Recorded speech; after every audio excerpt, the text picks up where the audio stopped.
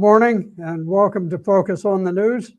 I'm Senator Dick Black, retired senator, and joined today by my co-host John Tigas.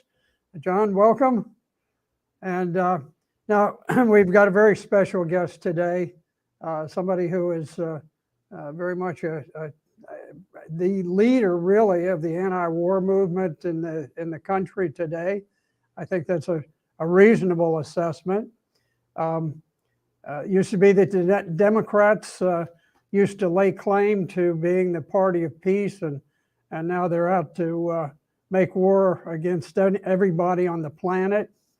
But today we've got Jose Vega, who has been very effective and very appropriate in the way that he's challenged not just the Democrat politicians, but Republican politicians who are all in for war, ready to send troops to fight thousands and thousands of miles away while they leave the U.S. border unsecured. And we have the Sinaloa cartel actually creating pillboxes on mountaintops inside the United States, manned by a company or so of armed troops with machine guns and so forth, and we don't even challenge them. We just say, okay, you've occupied our country militarily. You're allowed to do it because you got a lot of money and you got a lot of power. And meanwhile, we'll go over to Ukraine and we'll try to secure the borders in Ukraine. So anyway. That's a little off to the side, but Jose Vega is going to be talking to us about our principal topic today, which is the enormous success that President Bukele of El Salvador has had in cracking down on the MS-13, and I think there's also an MS-18 gang in El Salvador.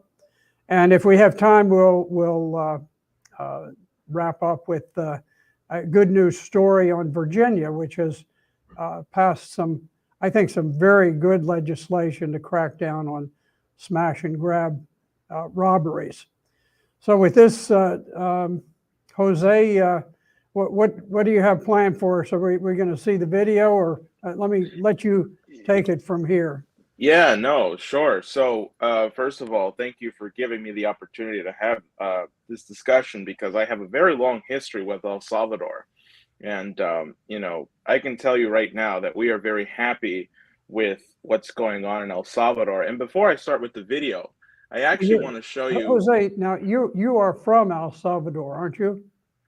Well, I was born in the Bronx, but both of my parents, my mom was a refugee of the Salvadorian Civil War. My father, which I want to show you here, this was his I don't know how you would call this, this was his draft card, I guess. So this is the Fuerza Armada del Salvador, the Armed Forces of El Salvador, right? So this on the bottom, in the city of Sonsonate of the 10th of December of 1983. Mind you, my dad was born in 1967. So if you do the math, he is 16 years old in this, as he's forcefully drafted, right? He didn't have a choice. Or as my dad puts it, my uncle, his brother, was forcefully drafted. And so 2 weeks later, my dad went to volunteer to be with my brother. And so the Civil War broke out in 79 and 80 or so, and this was a battle between, the Contras and the communists versus the state. But later we would find out that this was a war that was provoked by the United States on both sides. And I have something here that kind of goes through that a bit. Our favorite globalist named Henry Kissinger, he wrote here, this is the Haig-Kissinger depopulation policy. And I'm trying to find here where they said that, so let's see here. The targeting agency for the operation is the National Security Council's ad hoc group on population policy. Its policy planning group is in the U.S. State Department's Office of Population Affairs, established in 1975 by Henry Kissinger. This group drafted the Carter administration's Global 2000 document, which calls for the global population reduction, and the same apparatus is conducting the civil war in El Salvador as a conscious depopulation project. And then, quote, there is a single theme behind all our work. We must reduce population levels, said Thomas Ferguson, the Latin American case officer for the State Department's Office of Population Affairs. Either they, governments, do it our way through nice, clean methods, or they will get the kind of mess that we have in El Salvador, or in Iran, or in Beirut. Population is a political problem. Once population is out of control, it requires authoritarian government, even fascism, to reduce it. And then he continues, the professionals, said Ferguson, aren't interested in lowering population for humanitarian reasons. That sounds nice. We look at resources and environmental constraints. We look at our strategic needs, and we say that this country must lower its population or else we will have trouble. So steps are taken. El Salvador is an example where our failure to lower population by simple means has created the basis for a national security crisis. The government of El Salvador failed to use our programs to lower their population. Now they get a civil war because of it. There will be dislocation and food shortages, and they still have too many people there. Okay, so this was Thomas Ferguson, the Latin American case officer for the State Department's Office of Population Affairs. This is an official U.S. government official straight up saying the Salvadorian Civil War was about population control. It was about depopulation. And do you know how many people died in El Salvador? I'm looking up the casualties right now, but it was somewhere in like the high upper 10,000s. El Salvador Civil War casualties. I know, I'm sorry. I didn't, that's the one thing I didn't. 75,000 civilians died at the hands of government forces during the Civil War in El Salvador. So think about that, right? This is a tiny country, and the United States is imposing its will. Now, Nayib Bukele. Jose, this article was written in 1981. 81. This is under Reagan, the Reagan administration. Yeah. And there's an Office of Population Affairs. I have never, ever heard of such a thing. Does that still exist today? That's a good question. I don't know. I don't know. It might not. Hopefully some of the viewers can take this up. But I mean, this is kind of shocking. I've never heard of such an office. I mean, we look around now what's going on with the vaccine and other methods where people have openly stated they're looking to destroy population. But to actually have an office under the Reagan administration that was actively formulating war to reduce population, certainly we've seen all over the country, particularly in South America and Latin America and Africa, efforts that have been very successful, where literally millions of people have died, particularly in the Congo. Check this out. Look at this. The Office of Population Affairs is part of the Office of Public Health and Science in the United States Department of Health and Human Services. It is responsible for reproductive health topics, including adolescent pregnancy, family planning, and sterilization, as well as other population issues. And look, they even have their own .gov website. They're still going. Still going. It's amazing. It just, Philip Neig, I'm not sure how to pronounce the last name. I'm sorry, Philip, but he says, this is crazy. I can't believe the U.S. would have such a policy. It's really important for people to recognize that, I'm not sure there's ever been a president more decent than Ronald Reagan, but you need to understand that the United States State Department operates as almost a completely separate government. They plan and they create wars. They overthrow governments. I mean, almost every year they're overthrowing some government through a coup. They're orchestrating blow-ups that eventually result in the deployment of U.S. troops. And so it's almost like we have an entirely separate secret level of government that functions that does not in any way reflect either the values or the interests of the American people. Exactly. And I think, so I gave you a good background here. And also, El Salvador's civil war was one of the bloodiest. It was the most, like, it reeked of U.S. involvement from the very beginning. The CIA and the United States Department was funding both sides of this war. And, we had. When you say both sides, both the communists and the Contras? Oh yeah, of course, because we were, selling weapons. Is the whole Iran-Contra thing. Right. I think, just to remind everyone, that's what ultimately got Reagan in trouble. And it's really interesting that, it's just fascinating. I've never heard that the State Department, on Office of Population, actually was the folks behind this. Yeah. It's very. Yeah. And No. So go on. What as a result of that Civil War, what happened to the country of El Salvador in the ensuing years and leading up to where we are now? Well, I would play Bukele's speech that he gave at the 200th independence of El Salvador, but it's in Spanish, and I couldn't find a subtitled version. But basically, he talks about this. He goes through the Civil War, and he says, even though we signed some stupid treaty, we actually had more violence in our time of peace than we did during the Civil War. Why? Because you had these gangs, these MS-13 gangs, and this isn't just your ordinary street gang. These were like militia-trained, professionally trained murderers, okay, who could had 300 different ways to kill you with their bare hands, right? Roaming the streets of El Salvador, that was being funded by organizations like nonprofits, NGOs, by the United States. They were being given money. And this is something Bukele has alluded to. He hasn't outright made this claim, but he says it's kind of funny how all the money stopped from NGOs stopped flowing in the moment we start putting all these criminals in jail, which we'll get to in just a second.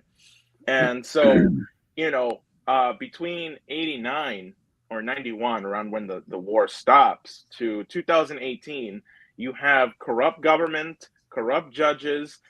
People can't open up their own businesses. People can't open up their own small businesses and restaurants. You have to pay a tax. If you want to get through one road, you are approached with like guns. And, the MS-13 says you have to pay us a tax or else you can't get through. Uber drivers, there was barely any Uber drivers because they were getting taxed to hell and back. And so what happened is, right, 2018 comes, Nayib Bukele, who has this party called the New Ideas Party. He comes in and he becomes president. And now he's dealing with this legislative assembly that isn't passing any of his laws, right? So even though he's a president, he still can't do anything. So 2 years later in their midterms, the whole legislative assembly, there's 80 seats, 67 of those seats go to the New Ideas Party. And all of a sudden, Bukele has the power of the assembly and the executive branch. So what he does is he uses that power, he gets rid of all the judges, and then they all get replaced because they were all corrupt. Then they put on trial the ex-president of El Salvador for bribery. And now they start cleaning up. So in April, which takes us to this video here that I'm going to show. In April, this was about the Easter season. They had the April of, I think it was 2022, yeah. They had the highest number of homicide rates ever. And Bukele said, this isn't an accident. We're doing something that's working. Because he started building roads into villages where they never had roads before, where you had to get on like a string and bucket to get across rivers, right? He started bringing clean water to 99% of all the municipalities in El Salvador, where before it was only 45%, right? Yeah. He built libraries. He was actually even shutting down some prisons and replacing them with cultural centers. And the prison system, he completely reformatted to actually be rehabilitative. They did interviews with like former prisoners, and then you see them cutting up wood, being carpenters, and they're like, yeah, I realized I could get more money, doing this than being a part of the gang. And so he completely rehabilitated. And then the homicide rate started going up. And so he says, okay, I see. So I'm going to have to do something about this, which brings us hold on a to. sec, though. He's doing great things to help everyone. Why would people start getting murdered? Help Exactly. help people understand that. Exactly, because as he alludes to, he can't necessarily prove it. He says, it's kind of funny how we're getting money from NGOs again, and then all of a sudden the gang activity starts going right back up. And it's kind of funny that they have all these new modern weapons to be able to combat us and, fight against us. So, it's clearly some kind of outside foreign involvement that's trying to, terrorize the population again. And it doesn't work because, as Bukele shows us here, let's see here. Let's hope this video plays. A frightening image inside a prison in El Salvador, and President Nayib Bukele wants the world to see. He says it shows gang members punished and kept in crowded cells away from any sunlight since the end of March. Bukele says the food is now being rationed to 2 meals per day for gang members now facing harsher sentences. For 10 days, the country's national police has been operating with less restrictions. They say they've arrested over 6,000 suspected gang members, tracking them in neighborhoods, inside homes, and even hiding underground.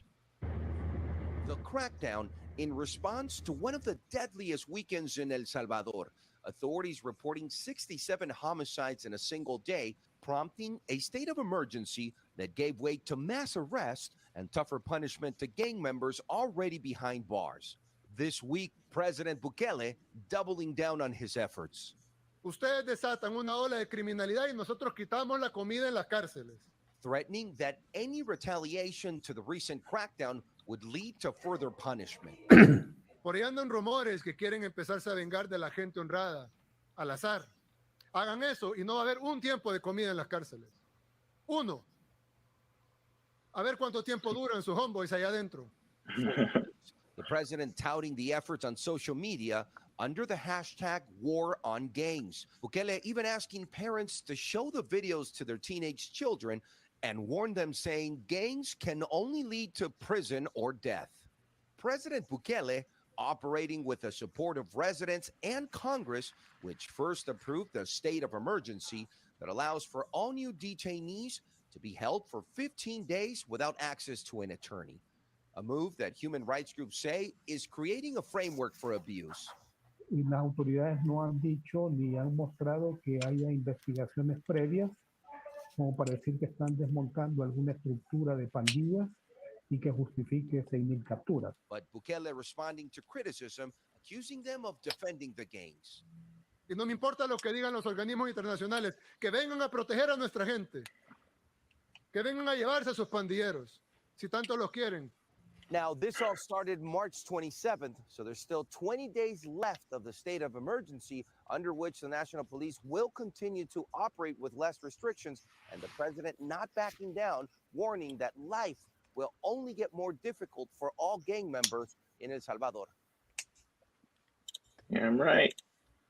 Dang right. That's right. And I'm like ecstatic about that because, I have stories of family members who tell me all the time that, life is so much better now. And, the thing is, like, as Bukele says here, I will share my screen here. He's now that was at a time when he only put 6,000 prisoners away. I think now there's like 70,000 of those gang members. And here's the thing, right? So Voice of America put out this thing that says some 2,000 suspected gang members were transferred this Friday to the mega prison recently inaugurated by the El Salvador government. This will be their new home where they will not be able to do any more harm to the population, the President Bukele said through his Twitter account. And then Bukele responded to that by saying, the official communication medium of the government of the United States says that these assassins judicially convicted of murdering thousands of Salvadorians are, quote, suspected gang members. Why do they publicly defend gang members? What is your interest in protecting criminals? And I'll just show you one thing. You see all these tattoos, that is the rite of passage to be an MS-13 gang member. In order to actually be in the gang, you have to get some kind of tattoo. And in fact, the more tattoos you have, that's more clout you have, or more how many people you might have killed, or what you might have done to earn you a higher reputation, right? So the really tatted up ones have done some pretty sinister things. And you could say almost all of them they all have tattoos. And there were stories coming out of like there was one notorious guy who was like pretty fat guy. He was hiding in the ceiling, and the soldiers were looking for him. And all of a sudden, it collapsed, and he fell right on top of them, and they got him because he was hiding from them. And so now, but here's the thing: now a lot of the MS-13 gang members are running away from El Salvador and are seeking asylum here in the United States, and Joe Biden is granting them asylum. Jeez. So, yeah. Oh, so I'll end off, by saying. Well, note too, I think you alluded to it, but is it not true that most of those NGOs are funded by the United States state Yes. as well? So, I mean, Yeah. we're getting it both ways, right? They're going after Bukele because he's actually established a stable government, and they're funding NGOs, so-called, good guys who are actually just mercenaries giving arms to people that are going to disrupt his government. And when he goes after them, they let the criminals go to the United States for asylum. What the hell's going on? Exactly. Only in America, land of opportunity, right? So and criticize them. And this is I think this is maybe you can talk to this, Jose, particularly from your cultural background, but there's always this balance between being tough on crime and not violating people's civil rights in the process, that there should be due process, that they shouldn't be left in prison forever and having a lawyer and whatever else. But how do you talk to how, from your perspective, what Bukele's doing is justified in light of what he's dealing with? Well, of course. I mean, when you want to talk about protecting civil liberties and human rights, what better way to protect human rights than to put away the people who are depriving other people of human rights, right? It's not like these guys haven't indicted themselves on their bodies. Yeah, of course, exactly, right? Exactly. It's not like they're just some innocent guy who was wrongly taken, right? There was one case of that where one student was caught in a raid, but then people ask the question, well, wait a minute, why are you hanging out with these guys? Why are you in their home? Why are you surrounded by 30 people who are all tatted up, right? And then he was also let go, by the way, after they investigated that he didn't do anything. He was just hanging around with the wrong crowd. So, and it's not as bad as like what's, in the Philippines, Duarte did something similar to the drug dealers. He just started executing them. He didn't even give them jail time or due process, nothing. He just said, just start shooting them, right? Now, maybe you could have an argument as to whether or not that's too extreme or not. But in El Salvador, they're putting them in a jail. And not only that, they built a mega prison for them where they will live out, the rest of their days. Some of them will be there for decades. Some of them will be there for life, right? And he put it in a remote area, away from the population, cut away from any kind of cell service, cut away from any kind of Wi-Fi, where they will be monitored. Some of them might be able to be rehabilitated. Some of them may not. Well, the good news is for that guy that fell through the ceiling, it sounds like it's a weight loss program for these guys. Yeah, exactly.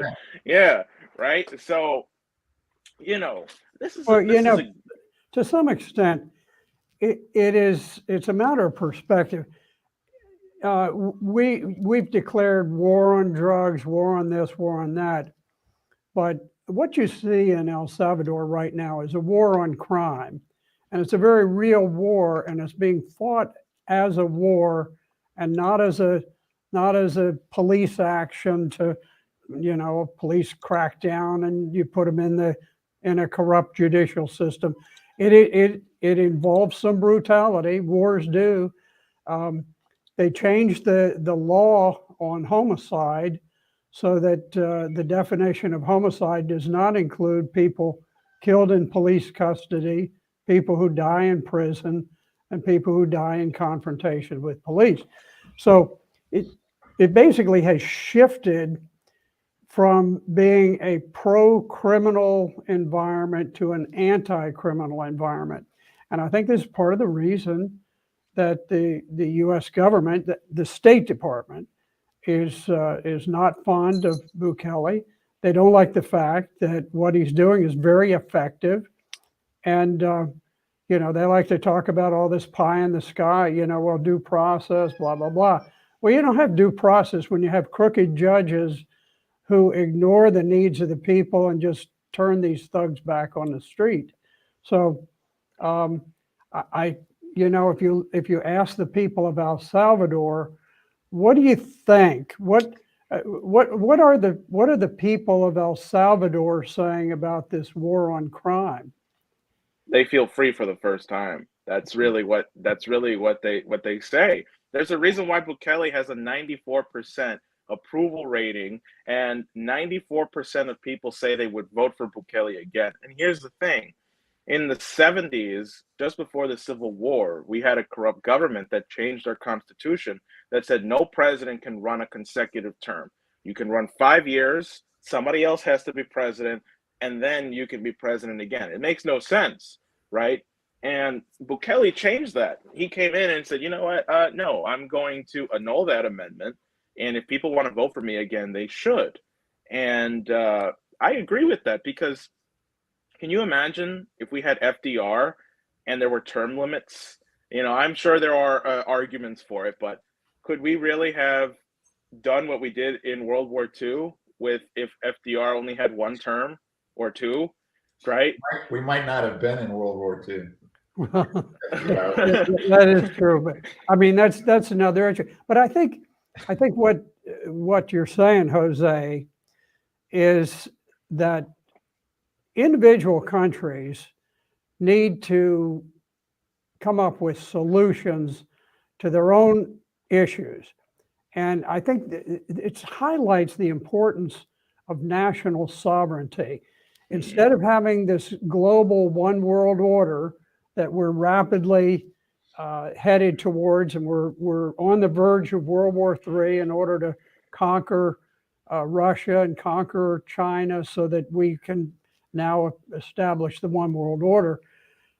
Instead of that, we're much better off if nations operate competitively, kind of a capitalist sort of political environment, if you want, where different ideas can be tried out and they succeed or fail, just like different products can be tried out and they succeed or fail in the market.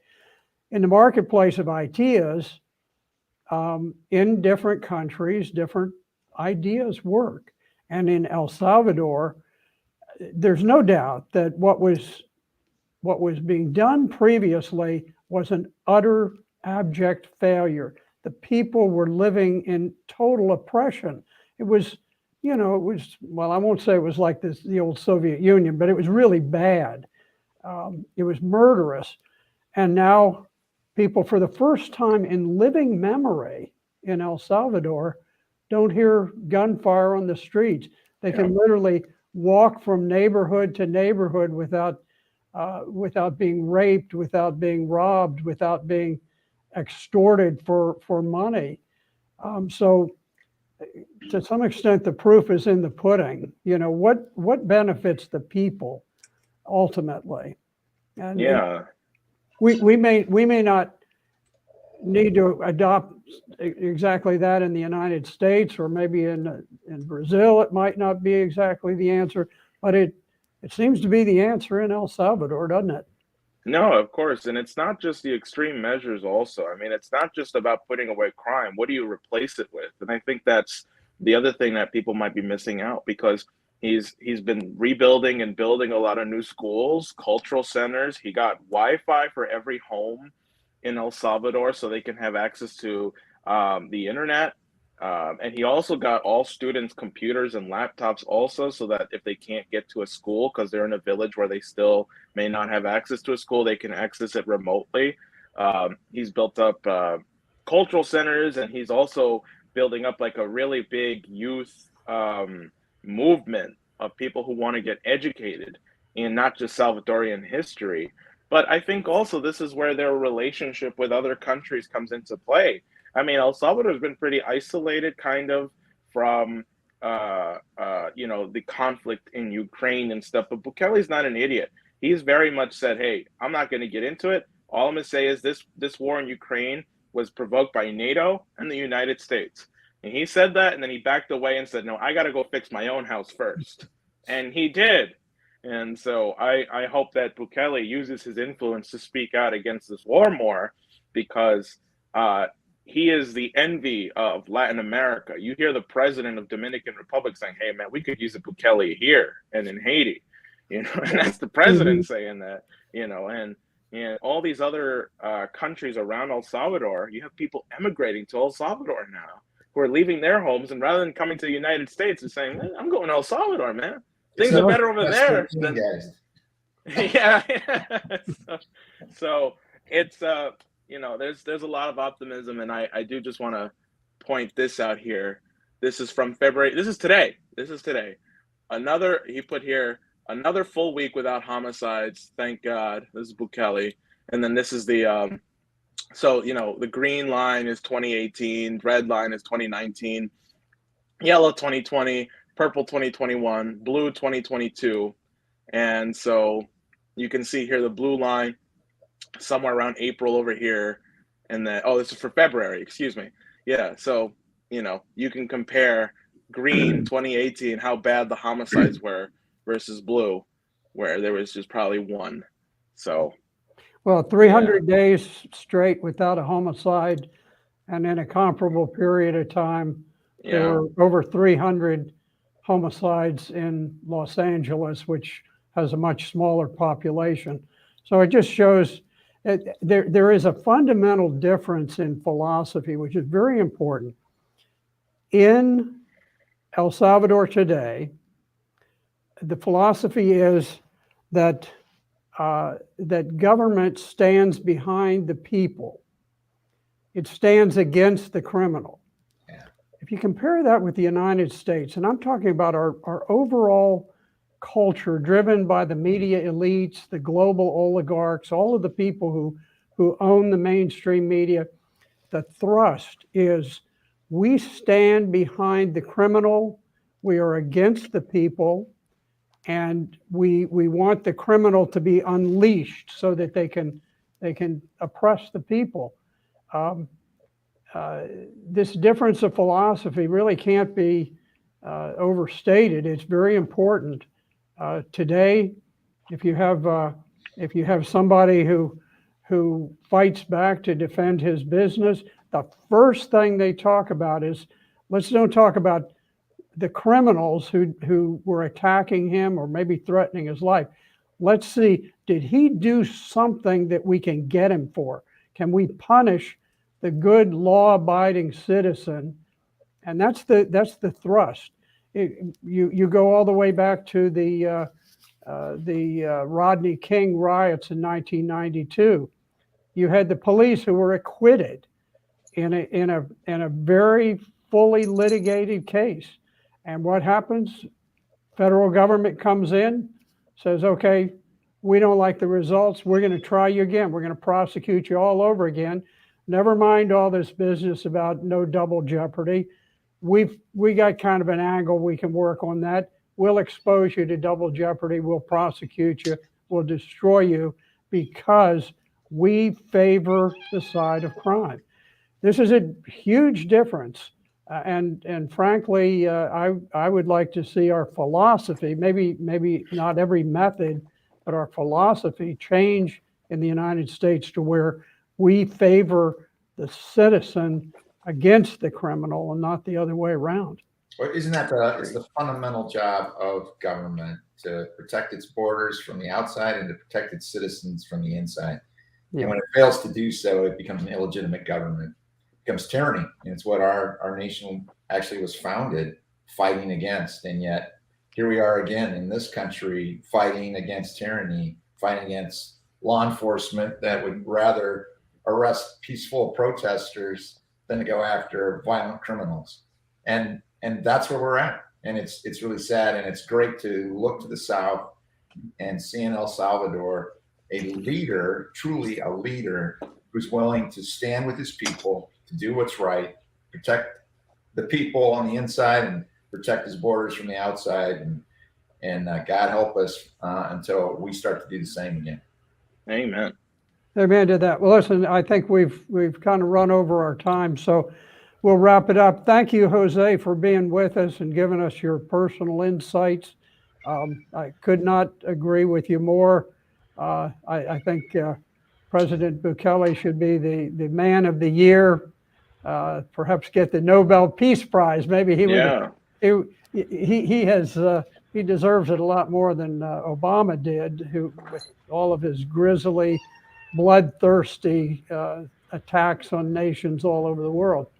Okay, so with that, thank you, John, for being here, and Jose, and we'll I just want to end. Yes, sir. Senator Black, if you didn't notice that you're gonna have to change the name of your broadcast now to the Senator and the Men in Black.